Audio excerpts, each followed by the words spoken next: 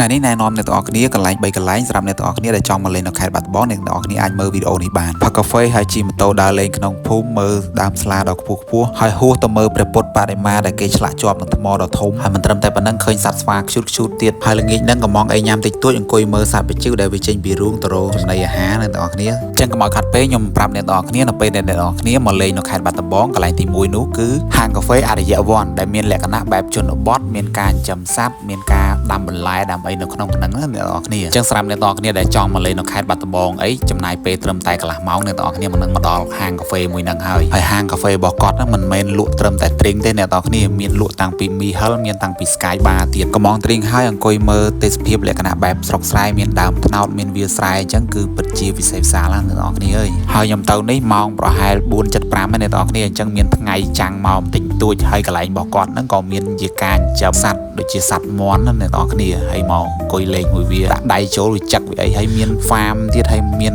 តាំងពីកញ្ចក់សម្រាប់យើងថតតាមផ្លូវអ្នកទាំងអស់គ្នាដាក់ឲ្យយើងថតលេងហើយកន្លែងទី2ហ្នឹងពួកខ្ញុំបានជិះមកលេងនៅភូមិមួយដែលមានឈ្មោះថាភូមិសំណាញ់ហើយនៅក្នុងភូមិសំណាញ់ហ្នឹងក៏មានដើមស្លាខ្ពស់ៗដែលយើងថតរូបថតវីដេអូអីចឹងទៅមានលក្ខណៈថាស្អាតមែនទែនអ្នកទាំងអស់គ្នាហើយភូមិសំណាញ់ហ្នឹងជាប់នឹងជើងភ្នំសំពៅនឹងឯងជិះចេញតែពីហាងកាហ្វេហ្នឹងគឺមកដល់ភូមិសំណាញ់ហ្នឹងតែម្ដងសួរអ្នកភូមិតិចតួចទៅស្គាល់ផ្លូវហើយអ្នកទាំងអស់គ្នាមកដើរលេងក្នុងខែនេះអត់សូវស្អាតអ្នកទាំងអស់គ្នាដោយសារក្រហមឡើងព្រឿងទេតែបើមកខែភ្លៀងវិញរុក្ខជាតិឡើងពណ៌បៃតងឡើងត្រជាក់ភ្នែកបដ ாய் អ្នកទាំងអស់គ្នាបន្ទាប់ពីចូលលេងនៅភូមិសំណាញ់រួចនាំអ្នកទាំងអស់គ្នាមកលេងរមណីយដ្ឋានភ្នំសំពៅនៅជាប់នឹងភូមិសំណាញ់ហ្នឹងអ្នកទាំងអស់គ្នាគ្រាន់តែចេញពីភូមិសំណាញ់ប្រហែល1គីឡូដីទេហើយនៅពេលបច្ចុប្បន្នហ្នឹងរមណីយដ្ឋានភ្នំសំពៅហ្នឹងគឺមានការអាប់ដេតខ្លាំងមែនទែនគឺថាមានការរៀបចំយ៉ាងស្រស់ស្អាតតែម្ដងមានការឆ្លាក់រូបព្រះពុទ្ធបដិមានៅលើថ្មដ៏ធំជាប់នឹងភ្នំសំពៅហ្នឹងតែម្ដងអ្នកទាំងអស់គ្នាហើយរៀងរាល់ល្ងាចហ្នឹងគឺថាឃើញបងប្អូនមកទស្សនាភ្នំសំពៅហ្នឹងគឺច្រើនមែនទែនអ្នកទាំងអស់គ្នាមិនថាបងប្អូននៅក្នុងស្រុកក៏